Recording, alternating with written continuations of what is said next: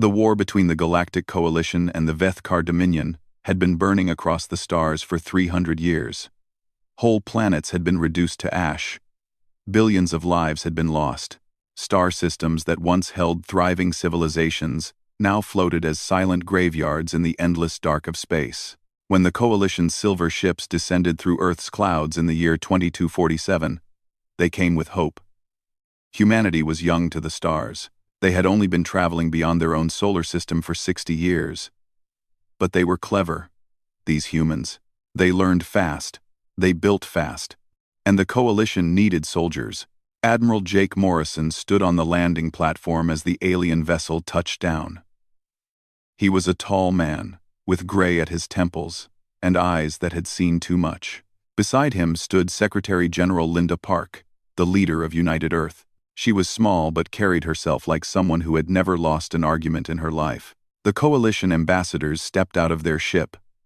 They were tall, thin creatures with skin like polished blue stone and eyes that glowed soft gold. They called themselves the Kirathi, and they were the founders of the Coalition.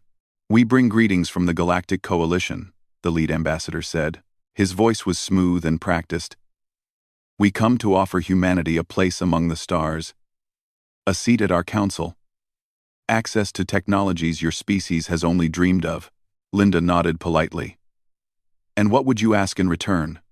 The ambassador smiled, or at least made the expression his species used for smiling. "Only your friendship, your partnership, your soldiers." Jake watched the exchange without speaking. He had read the reports. He knew what the Coalition really wanted. They were losing the war, slowly but surely. The Vethkar were brutal and relentless.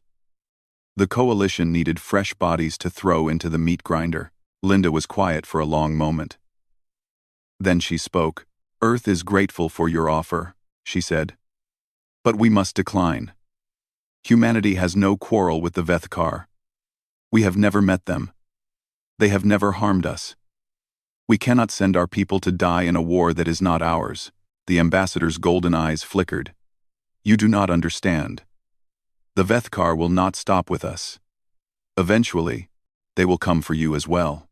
Then we will deal with that when it happens," Linda replied.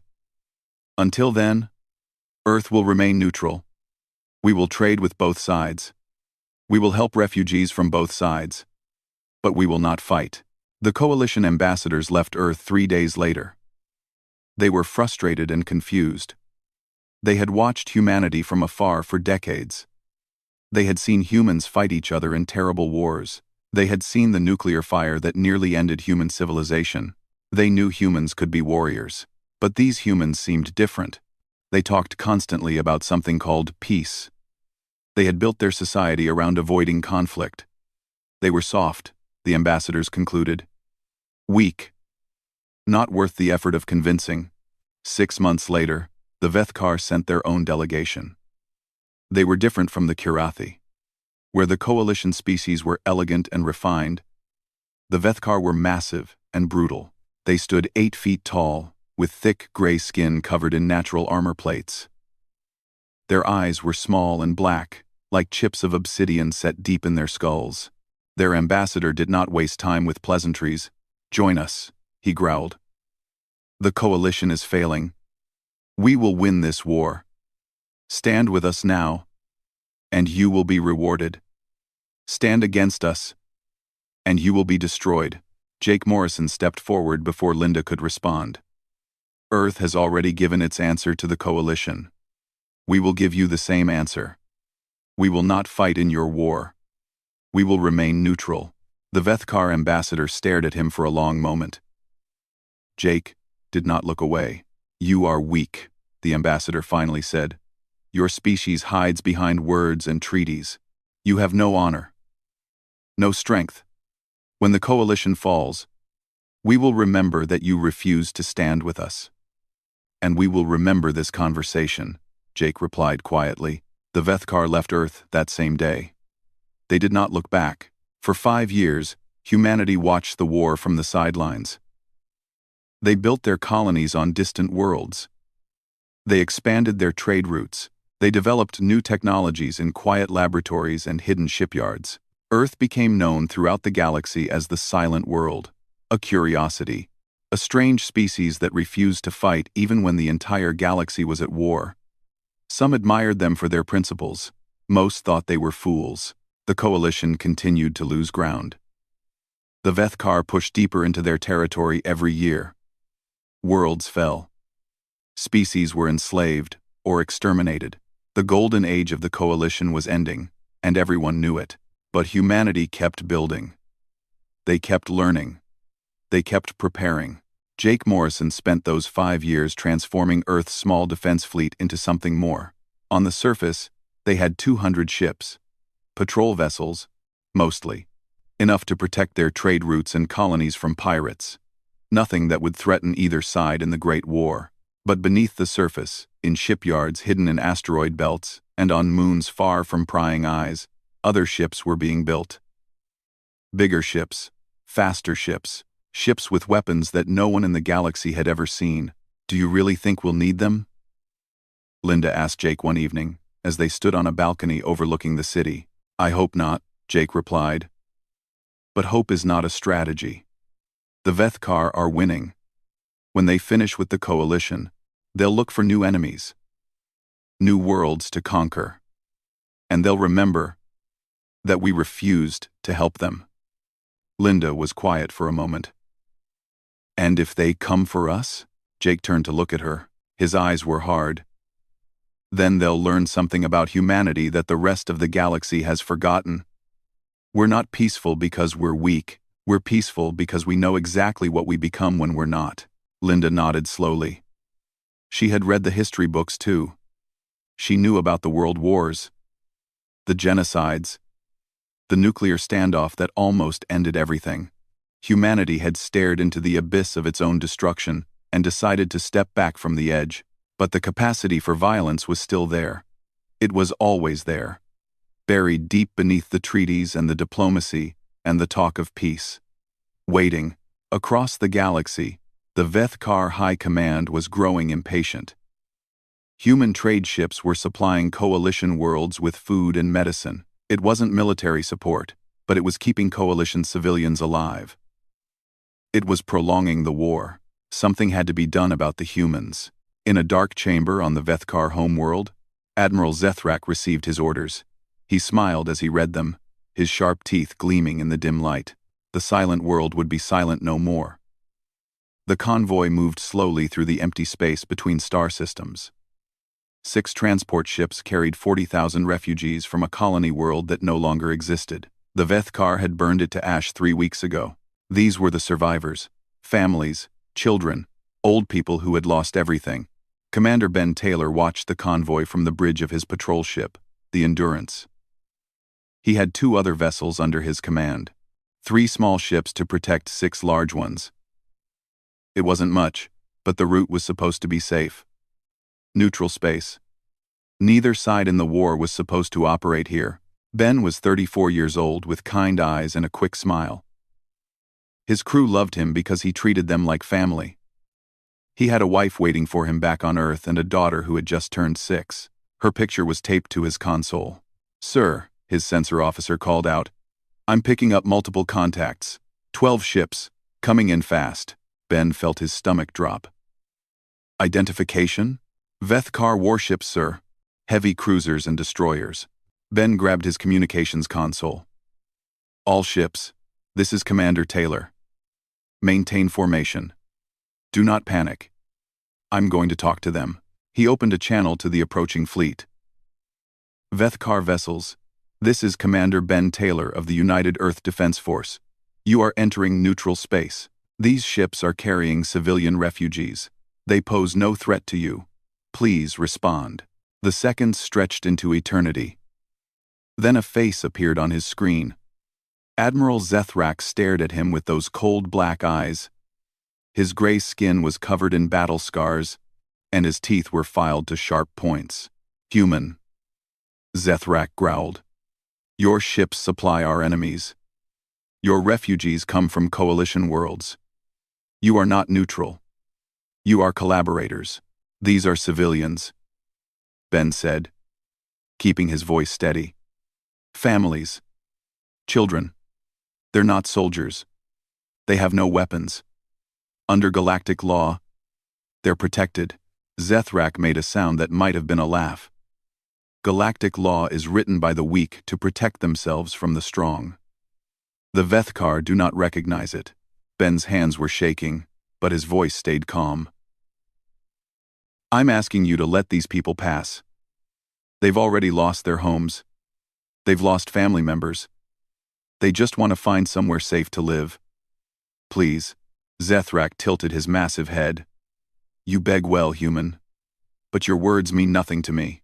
He leaned forward until his face filled the screen. Irrelevant, he said. And the channel went dead. The attack came seconds later. Ben shouted orders as fast as he could. His 3 small ships moved to intercept, putting themselves between the warships and the transports. It was suicide, and everyone knew it. The Endurance took the first hit.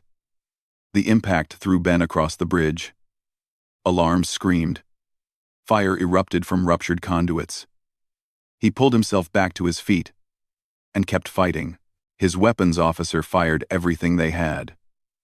Missiles streaked toward the Vethkar ships. Most were shot down. The few that hit barely scratched the heavy armor of the enemy cruisers. The second hit killed the engines. The third hit breached the hull. Ben watched his crew die around him.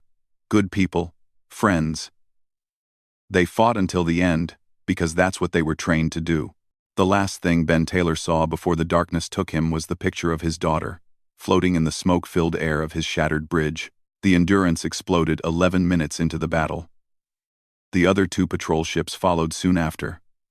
600 human sailors died, defending people they had never met.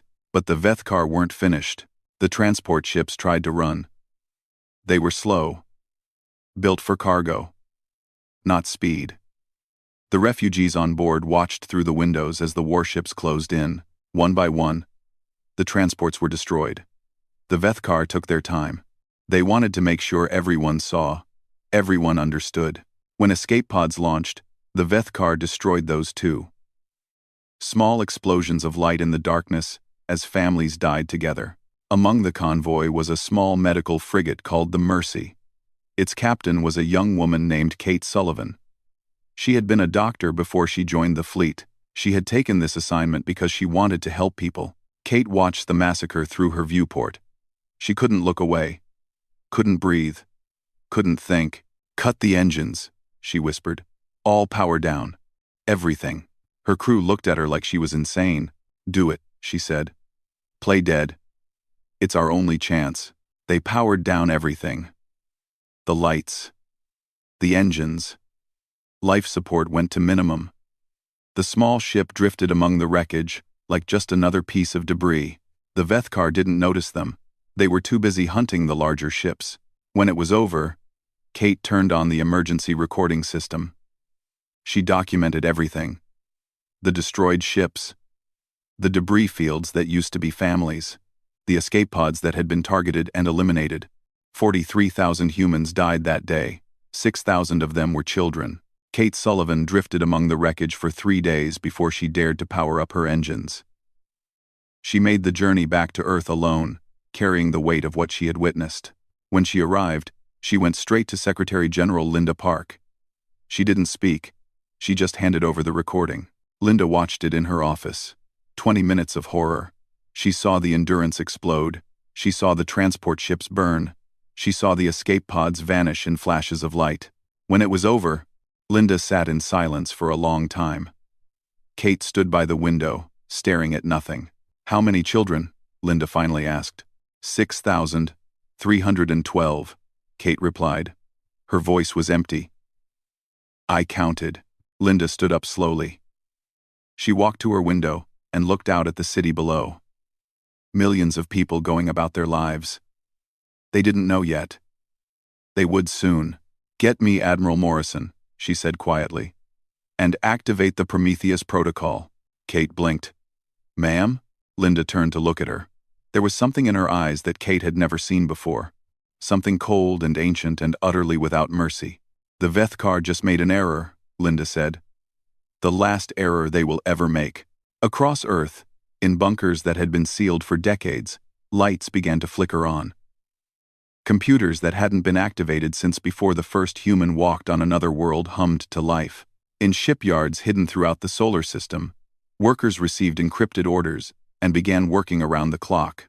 And in the Rocky Mountains, a file marked "Final Contingency" was unsealed for the first time in human history. The silent world had found its voice, and it was going to scream. The news spread across Earth like wildfire. Every screen, every device, every public square. The recording played over and over again. 43,000 dead, 6,000 children, escape pods hunted down and destroyed. For 3 days, the planet went quiet. No one knew what to say. Parents held their children a little tighter. People who had never thought about the war suddenly couldn't think about anything else. Then the anger came. Admiral Jake Morrison stood before the United Earth Assembly in the Great Hall in Geneva. Every seat was filled. Every camera in the world was pointed at him. Billions of people watched from their homes. He didn't read from notes. He didn't need to. 300 years ago, Jake began, his voice calm and steady. Humanity nearly destroyed itself. We built weapons that could end all life on Earth. We pointed them at each other. We came within minutes of using them, and then, at the last moment, we stepped back from the edge. He paused, letting the words settle. We made a choice that day. We chose peace. Not because we were weak. Not because we were afraid. We chose peace because we understood what we were capable of. We had looked into the darkness inside ourselves, and we were terrified of what we saw. Jake's eyes swept across the assembly. For 60 years, we have carried that lesson to the stars. We have been traitors, diplomats, healers. We have refused to fight in wars that were not ours. We have offered help to anyone who asked for it, regardless of which side they were on. His voice grew harder. The Vethkar saw this and thought we were weak. They thought our mercy was cowardice. They thought our restraint was fear. So they murdered 43,000 of our people. Families, children, people who had never raised a weapon against anyone. Jake leaned forward on the podium. They targeted escape pods. They hunted down survivors. They made sure there would be no witnesses. And when it was done, they went home and celebrated. Silence filled the hall. We gave them every chance, Jake continued. We asked them to stop. We begged them to show mercy. Commander Ben Taylor's last words were a plea for the lives of innocent people.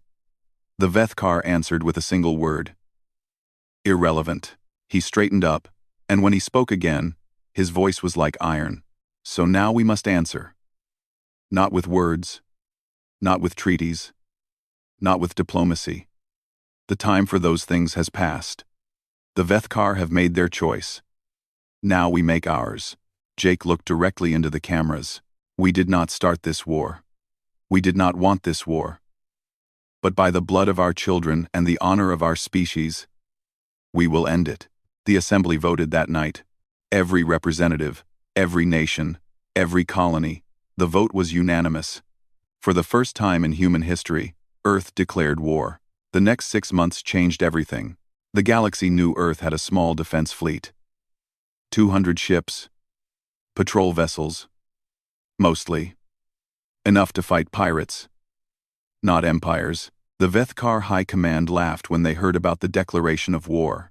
They didn't even bother to send a response. But the ships that began emerging from hidden shipyards were not patrol vessels.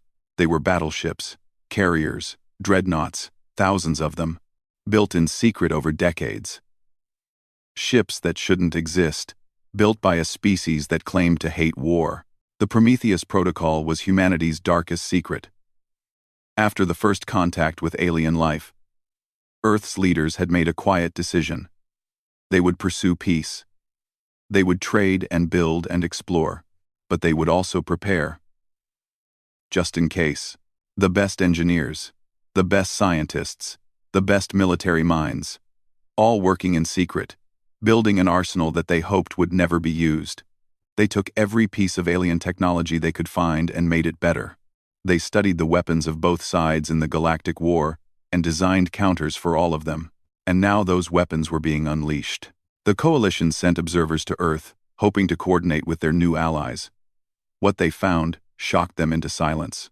Admiral Morrison led a delegation of Kirathi officials through a shipyard hidden in the asteroid belt. They walked past rows of warships that dwarfed anything the Coalition had ever built. Weapons, platforms, fighter bays.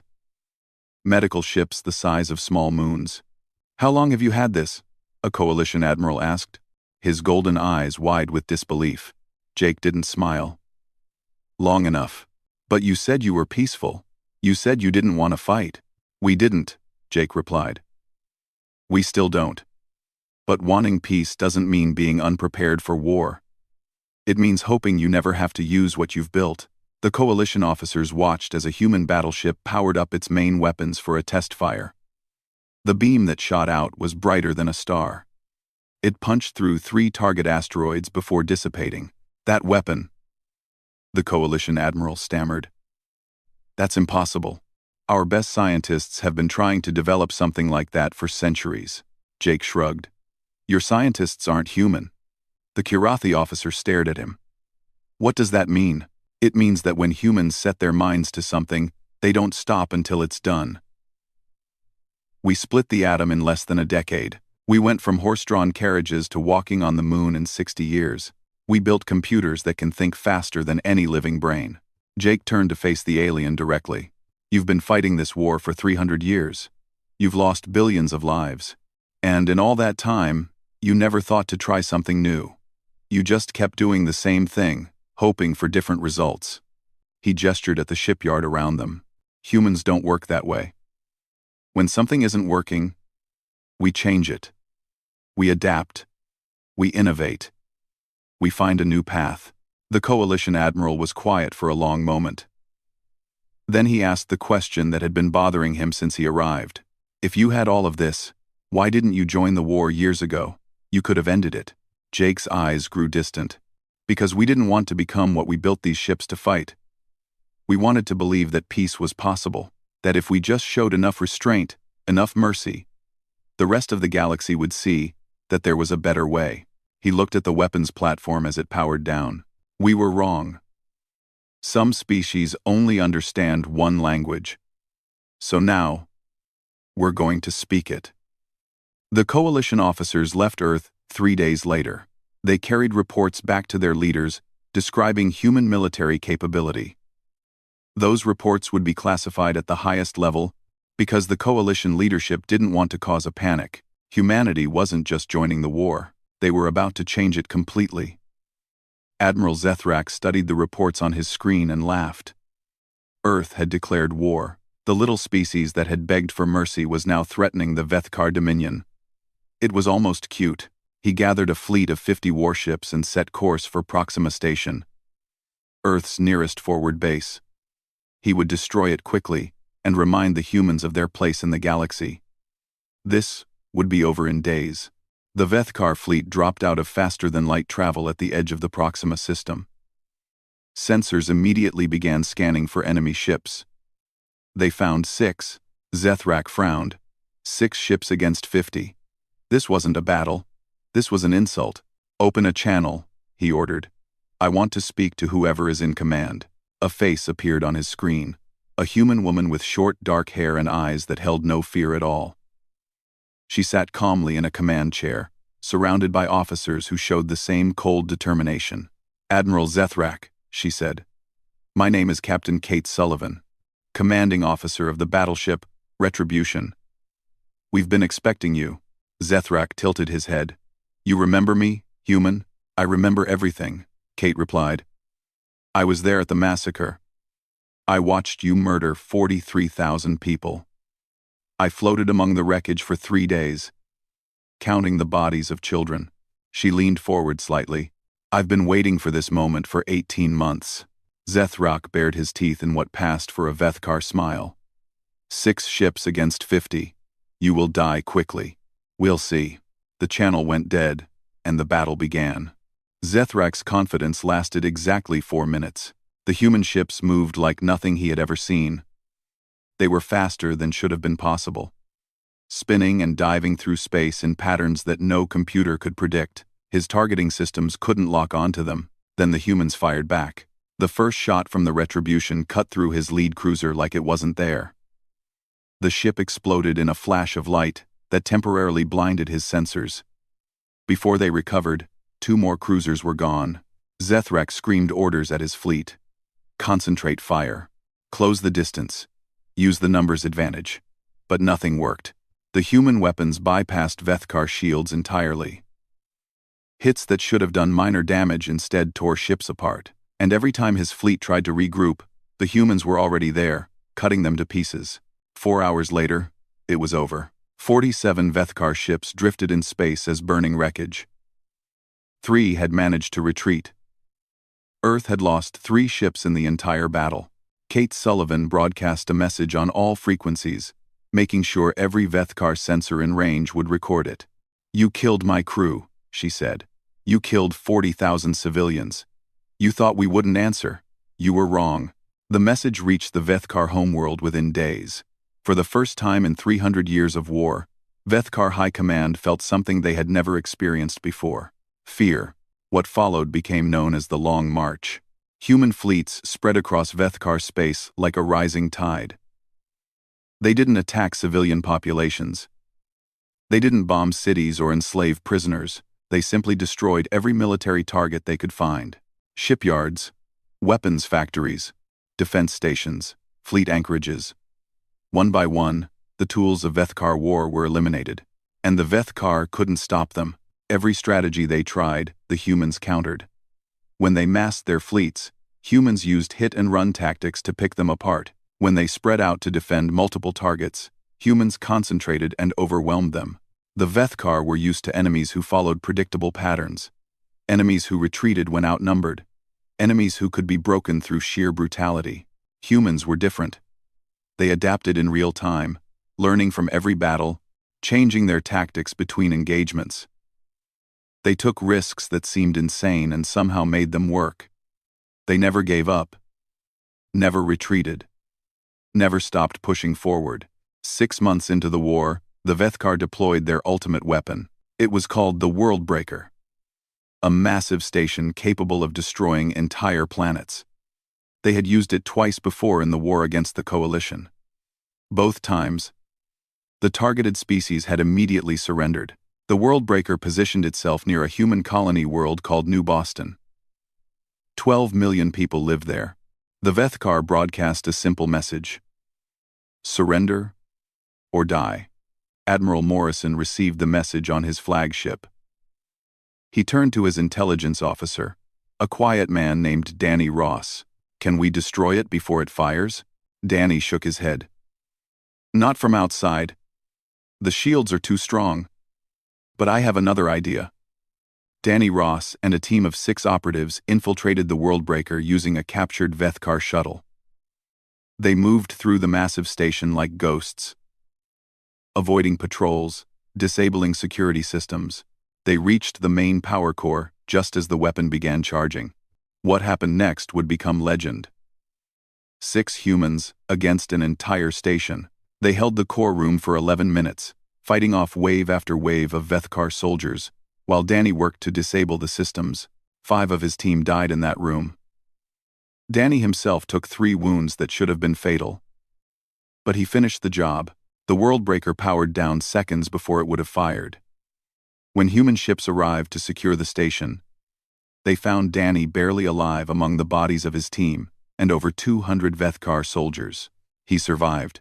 He received the highest honors Earth could offer. When asked about it later, he just shrugged and said, "Those were 12 million reasons to get the job done." The Vethkar tried other tactics. They released a biological weapon against human colony worlds, a plague designed to kill quickly and spread faster. Dr. Susan Blake, working with a team of researchers, developed a cure in 11 days. Within a month, every affected world had been treated.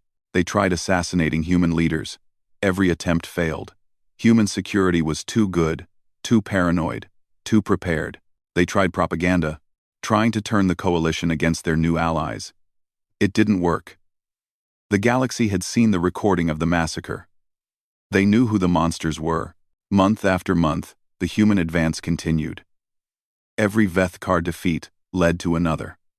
Every desperate measure was countered. Every escalation was answered. Kate Sullivan led the fleet that destroyed the Vethkar's largest shipyard. Danny Ross recovered enough to lead the team that captured their intelligence headquarters. Admiral Morrison personally commanded the battle that broke the back of their main defense fleet. And through it all, humanity held to one rule. They killed soldiers. They destroyed military targets. But they did not touch civilians. They did not bomb cities. They did not commit the atrocities that had been committed against them. Some said it was weakness. The Vethkar certainly thought so. They were wrong. It was a message. A statement about who humans were and what they stood for. They would not become the monsters they were fighting. They would prove that there was a better way. 18 months after the war began, the human fleet arrived at the edge of the Vethkar home system. The final battle was about to begin. The skies above Vethkar Prime had never seen anything like this. 2,000 human warships hung in orbit like a wall of steel and fire. Below them, the Vethkar homeworld turned slowly, its cities visible as clusters of light against the dark continents. 8 billion people lived on that world, the heart of an empire that had terrorized the galaxy for centuries. Admiral Jake Morrison stood on the bridge of his flagship, the Avalon. Through the viewport, he could see the last of the Vethkar defense fleet forming up to meet them. 800 ships, everything they had left. "Sir," his tactical officer said, "enemy fleet is moving to intercept. They're broadcasting on all frequencies. Put it on screen." A face appeared. Not Admiral Zethrak. He had died at Proxima Station, leading a desperate counterattack that Kate Sullivan had crushed in minutes. This was High Commander Vethran, leader of what remained of the Vethkar military.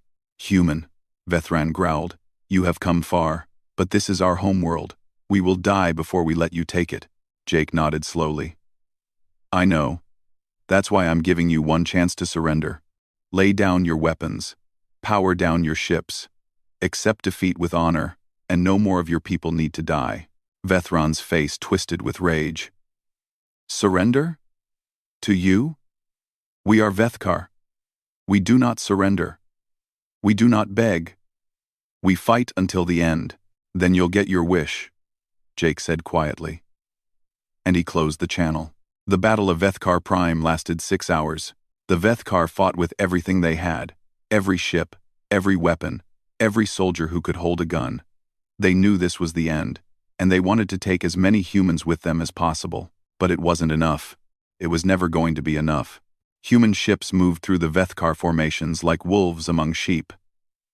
They coordinated perfectly, each vessel knowing exactly where to be and when. They exploited every weakness, covered every vulnerability, punished every mistake. Captain Kate Sullivan led the assault on the Vethkar command ship.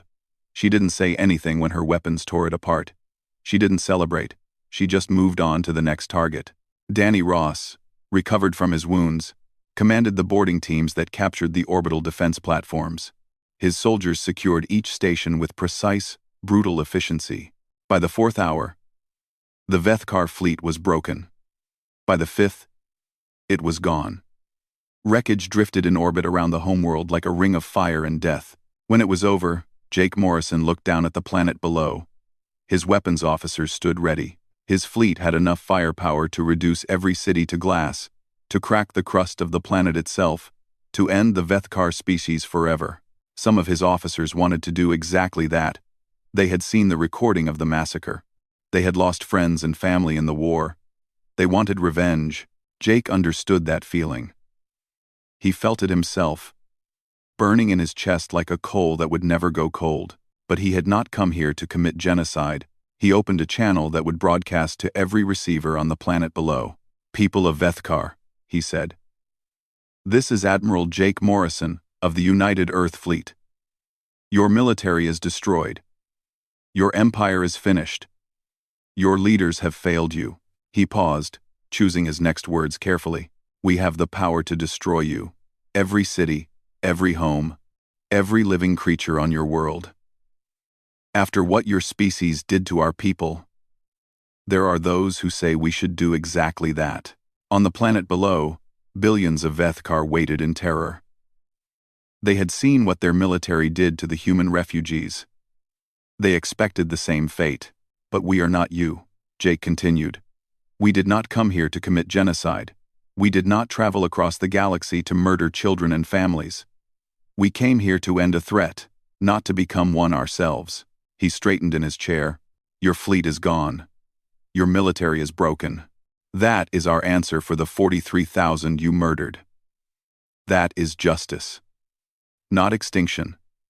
Not vengeance. Justice. The channel remained open for a long moment.